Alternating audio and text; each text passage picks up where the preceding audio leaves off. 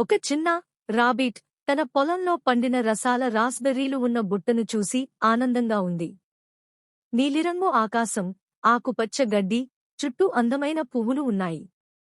దగ్గర సూర్యకాంతిలో నిద్రిస్తున్న పిల్లిని అడుగుతుంది. చివరగా ఒక పరిగెడుతున్న గుర్రాన్ని అడుగుతుంది. అందరూ సహాయం చేయడాన్ని తిరస్కరిస్తారు. కుందేలు తాను మాత్రమే రాస్బెర్రీలు కోస్తుంది, పిండి, గుడ్లు కలుపుతుంది. తరువాత ఓవెన్లో కేక్ వేసింది. తల వంచి చిరునవ్వుతో పని చేస్తోంది. కుక్క, పిల్లి, గుర్రం ఆల్ దౌడుగా రన్నింగ్ చేస్తూ వస్తారు. వాళ్ల ముఖాల్లో ఆశ, ఆశ్చర్యం ఉంటుంది.